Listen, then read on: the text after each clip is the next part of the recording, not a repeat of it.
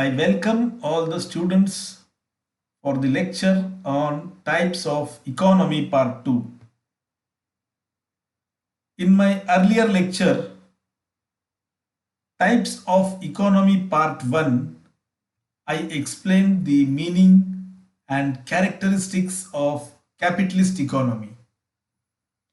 In this particular lecture, types of economy part 2, I will explain the second type of the economy, that is socialist economy, and the characteristics of socialist economy.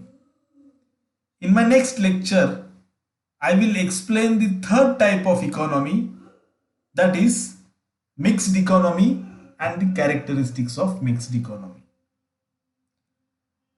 In the earlier lecture, while explaining the reason behind the classification of the economy in different types, I mentioned that we can classify the economy in different types as capitalist economy, socialist economy, mixed economy on the basis of ownership of the resources.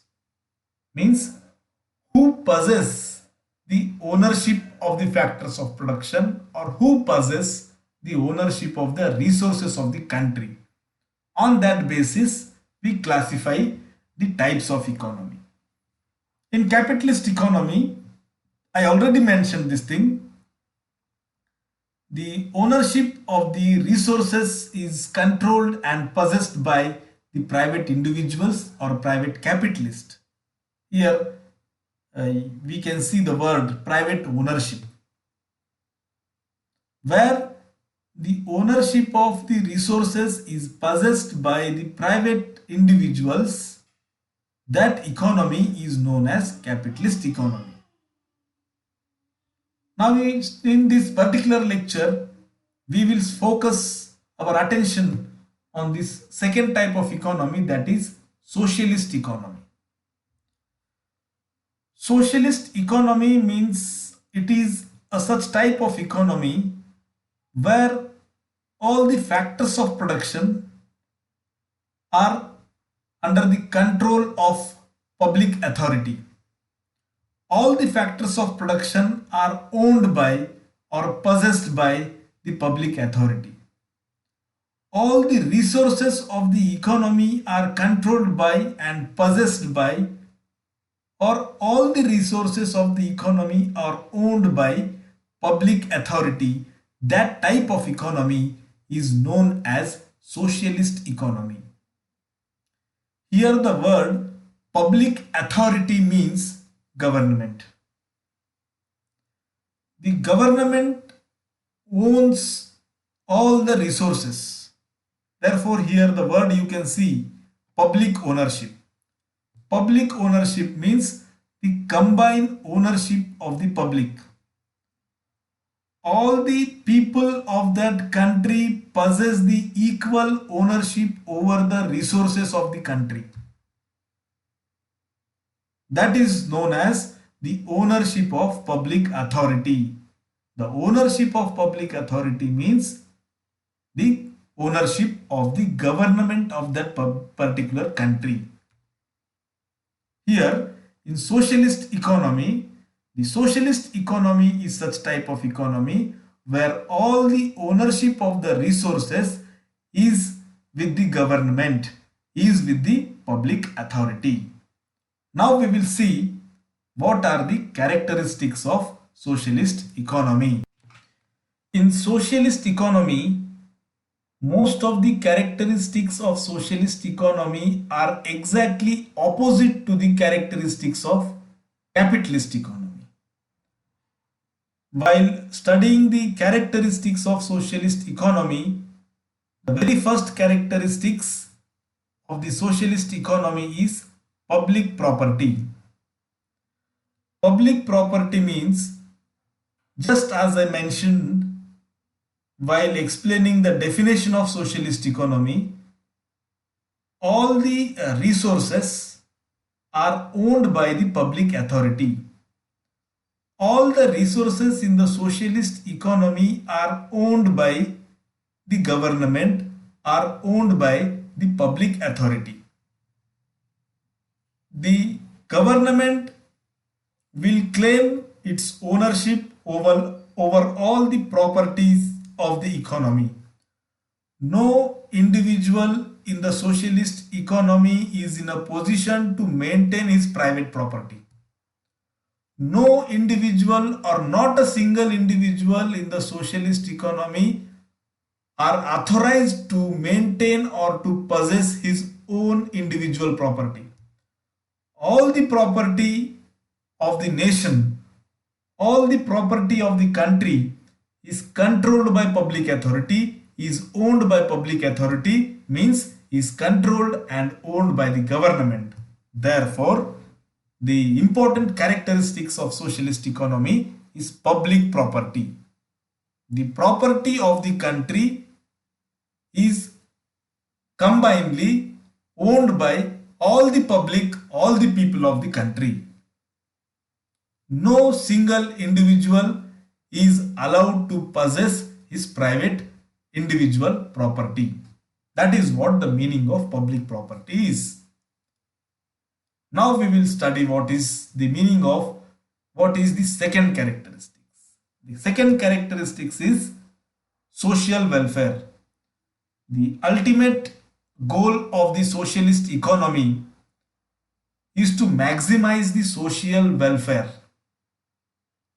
Social welfare means welfare of all the people of the particular country, or to maximize the welfare of the individuals of that particular country. With the intention, the intention of the socialist economy is to establish the maximum social welfare of the individuals.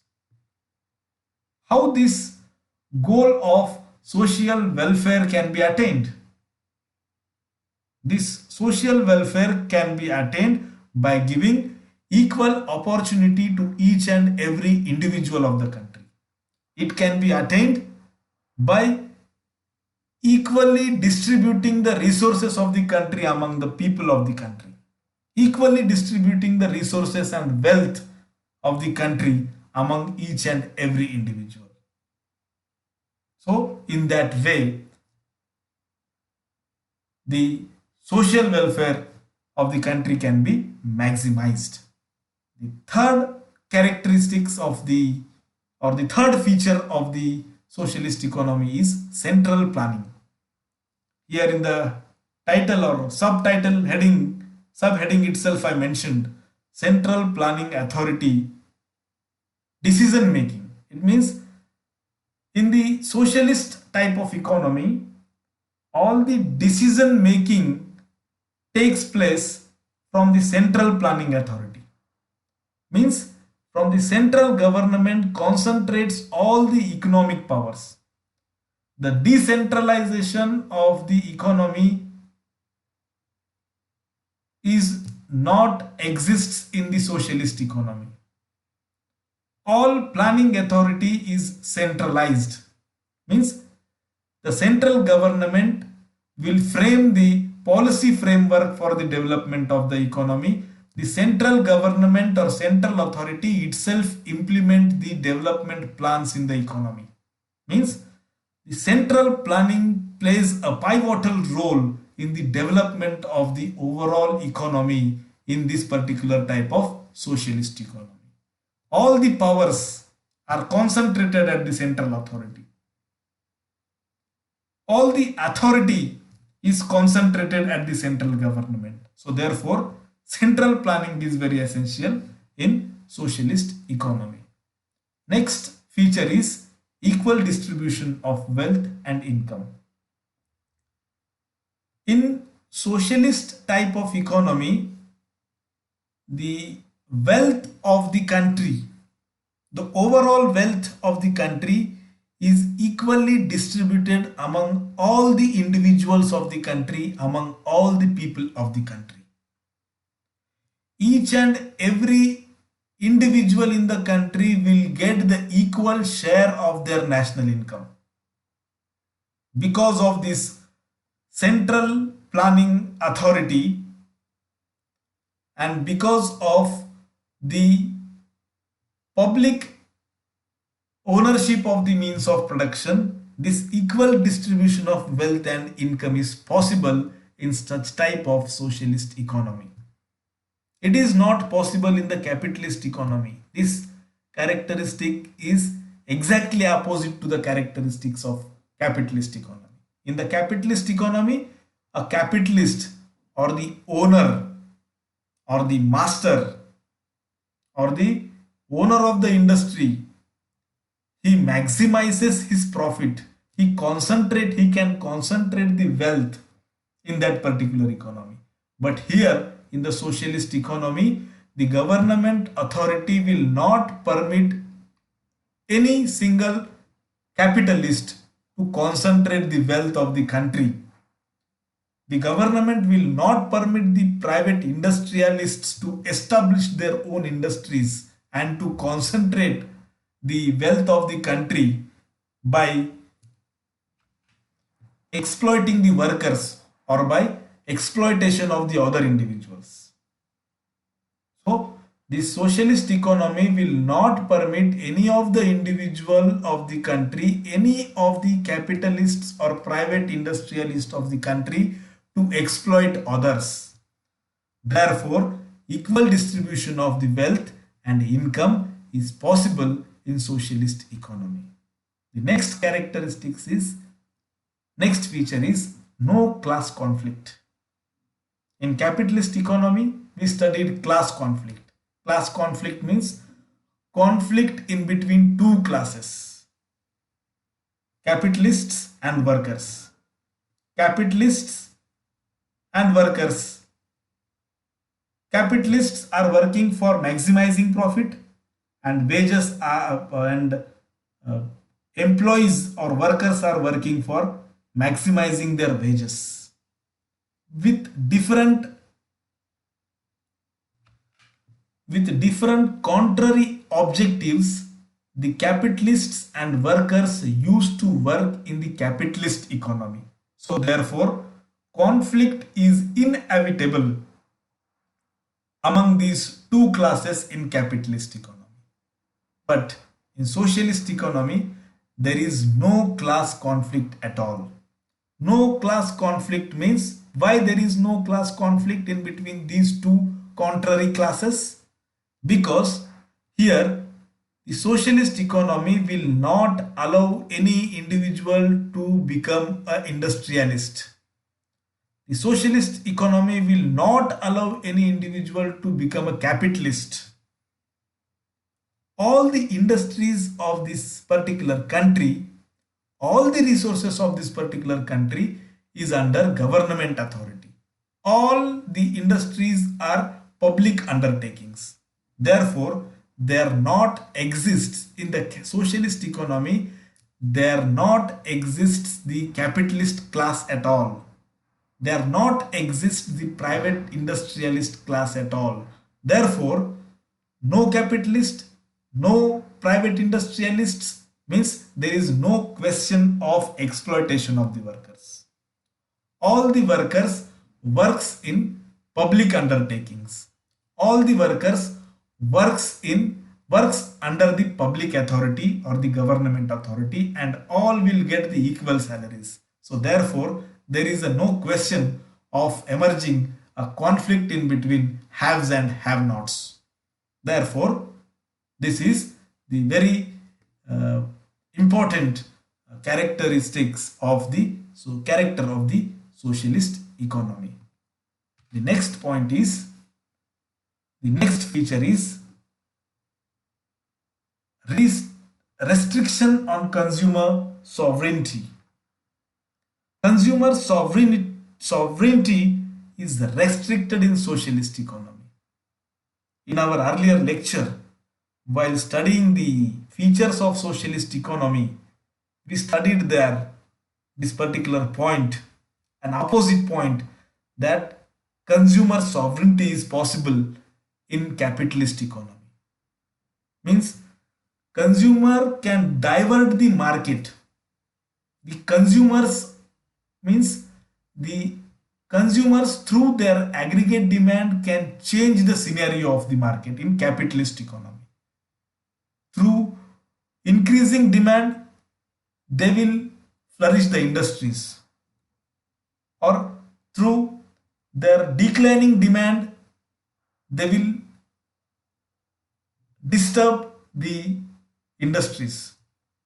So consumer will, in the capitalist economy, the consumer possesses the ultimate authority to change the scenario of the economy, to change the picture of the economy. But here in socialist economy, the sovereignty of the consumer is restricted.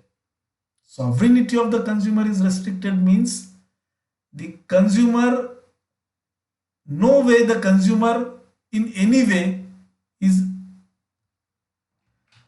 the consumers are unable to bring changes in the market. Through the aggregate demand, the consumers will not affect over the prices of the commodities. As we observe in the capitalist economy, when demand increases for a particular commodity, then prices of that particular commodity will increase. When demand falls, then price of that particular commodity will fall. It depends upon the trend of the consumers or demand of the consumers. But that particular case will not happen in the socialist economy. Why? Because the overall market is controlled by the government. The overall market in the socialist economy is controlled by the public authority.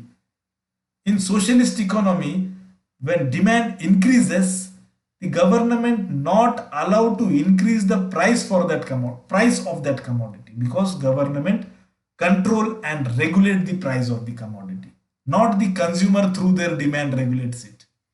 In the same way, in socialist economy, when demand falls, then the price will not fall, because the price of the commodity is not controlled by consumer demand or not controlled by the capitalist. The price is ultimately controlled by the public authority. Therefore, the consumer is not in a position, not in an authority to control the prices of the commodities or to control the economy. Therefore, we say there are restrictions on the consumer sovereignty in socialist economy. The next characteristics is definite objective. Definite objective means the socialist economy is working with a definite objective or definite planning. Definite objective means they are working with a specific objective, with a specific intention, with a definite intention. As there is no decentralization of the authority, no decentralization of the powers, therefore the central authority, through their decisions, they will chase the definite or the specific objective in that particular economy. So therefore we mention the definite objectives are there in socialist economy. They can achieve that particular definite objective within a stipulated time period through the central planning authority. Therefore, we mention one of the features as definite objectives. The next feature is types of property. We can see in socialist economy the two types of property classification we can see. Two types of properties means the first one is collective property. There exists collective property or there exists state ownership properties. Collective property means the property of the resources is collectively owned by the group of people.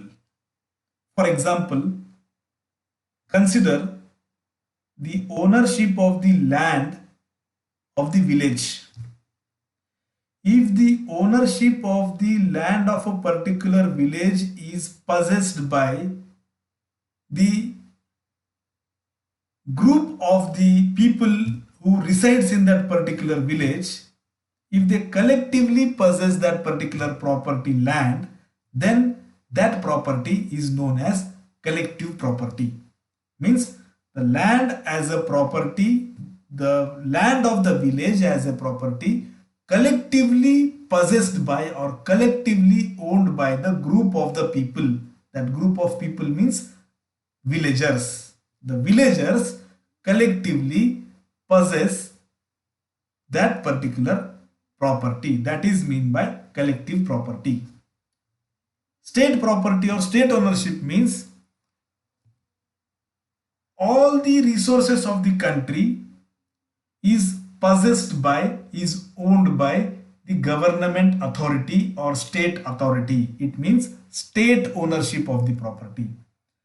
In this state ownership, as I already mentioned, in this type of economy, socialist economy, no single individual can possess his private property. He is not allowed to possess his own private property.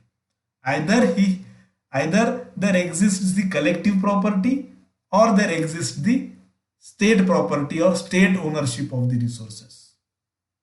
The difference is that in this collective property, group of people will own the property, combinedly they will own the property, and in case of state ownership, the state itself is the ultimate authority. The state itself is the ultimate owner of all the resources, all the property of the country. Either it may be an industry, it may be an agricultural land, or it may be any property. It is owned by the state authority or the government authority.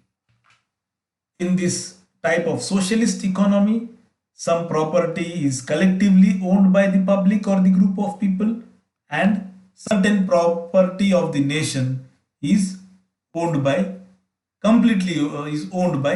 state authority or the state government. Next feature is Communist Party. Communist Party means in the socialist type of economy, the government is controlled by the Communist Party, or the public authority is controlled by the Communist Party. The single party, the only communist single party will control the economy, will control the authority, will control the government, will formulate the central planning, will implement the central planning. Means a dictatorial role will be played by the Communist Party. The single party will rule over the country in the socialist type of economy. And the last feature is working class. Working class means in the socialist type of economy, the working class is the important component of the economy. Important component in the sense, this working class plays a pivotal role, an important role in the functioning of the economy. As in this type of economy, there was no existence of capitalists, no existence of private industrialists. Worker itself will develop the economy. Worker themselves used to work in the industries under the public authority. So working class itself, they will get the salary from the government. They will spend that particular salary for demanding various commodities. There is no question of exploitation of the workers by the industrialists or capitalists, because all the ownership, either it may be a ownership of land, or it may be a ownership of industry, or it may be a ownership of any of the resources, all the resources are possessed and controlled and owned by the government authority and public authority. So workers are working for the upliftment of the country. Working class are working for the development of the overall economy. So therefore, working class plays a very important role in the development of socialist economy. So in this way, we can explain the meaning of the capitalist economy, the meaning of the socialist economy, and the characteristics or the features of socialist economy. In my next lecture, I will explain the third type of economy, that is mixed economy. Thank you.